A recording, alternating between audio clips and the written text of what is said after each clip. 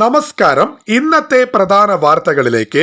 രാജ്യത്തെ നടുക്കിയ വിമാന ദുരന്തത്തിൽ മരിച്ചവരുടെ എണ്ണം, അപകട കാരണം എന്നിവ സംബന്ധിച്ച് രണ്ടാം ദിവസവും അവ്യക്തത തുടരുന്നു.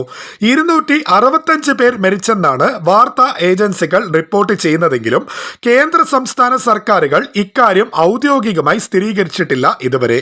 DNA പരിശോധനയ്ക്ക് ശേഷമേ അവ്യക്തത വരൂ എന്നാണ് വിശദീകരണം.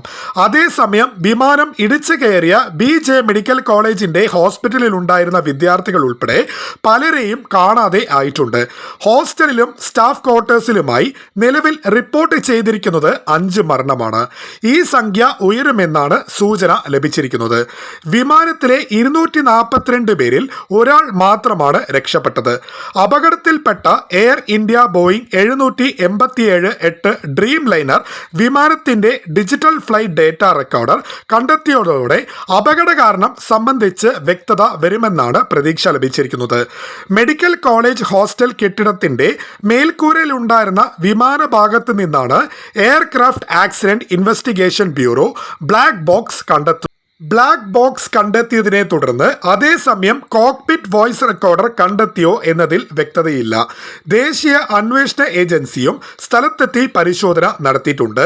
ഗുജറാത്ത് പോലീസ് കേസ് രജിസ്റ്റർ ചെയ്തിട്ടുണ്ട്. ഇതുവരെ 6 മൃതദേഹങ്ങൾ വിട്ടു നൽകിയതായി പോലീസ് പറഞ്ഞു.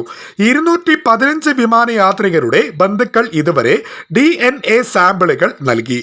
DNA പ്രൊഫൈലിംഗിന് 72 മണിക്കൂർ വരെ സമയമെടുക്കും. എയർ ഇന്ത്യയുടെ എല്ലാ ബോയിങ് 787-8 ഡ്രീം ലൈനർ വിമാനങ്ങളിലും അടിയന്തരമായി കൂടുതൽ സുരക്ഷാ പരിശോധന നടത്തണമെന്ന് വ്യോമയാന ഡയറക്ടറേറ്റ് ജനറൽ ഉത്തരവിട്ടിട്ടുണ്ട്.